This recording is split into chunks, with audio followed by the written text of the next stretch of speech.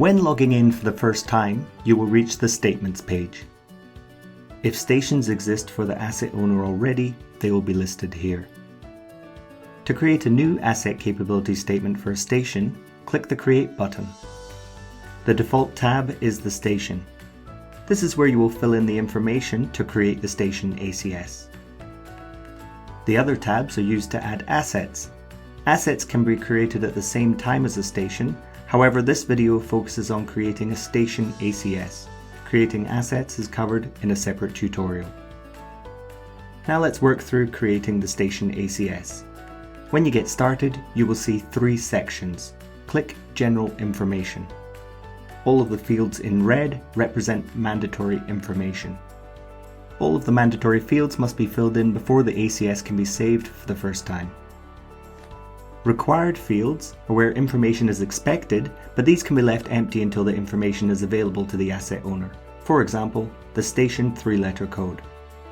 Some fields allow the user to select NA to indicate that this field is not applicable for this station or asset.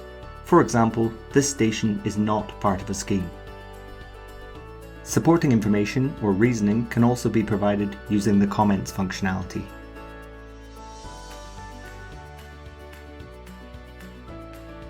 The email address of the user who made the comment and a timestamp will be recorded against each comment after saving. There are other required fields within the additional information section below. The ACS can be saved without information entered into the required fields. When entering information into the ACS application, you will come across dynamic fields. These will show or hide additional information or sections to be completed. For example, installed energy storage systems and station level control systems.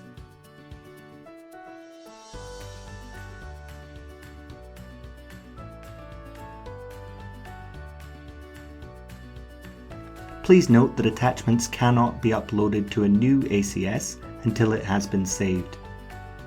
Uploading attachments is covered in another tutorial. Now that we've saved the ACS, let's take a look at what is displayed. You can see the workflow summary, version summary information, and validation errors. The workflow summary is covered in another tutorial. The version summary shows a condensed view of the station information held within the collapsed sections below. The colored icons with numbers represent data validation errors and compliance flags. These are covered in detail in the Errors and Flags tutorial.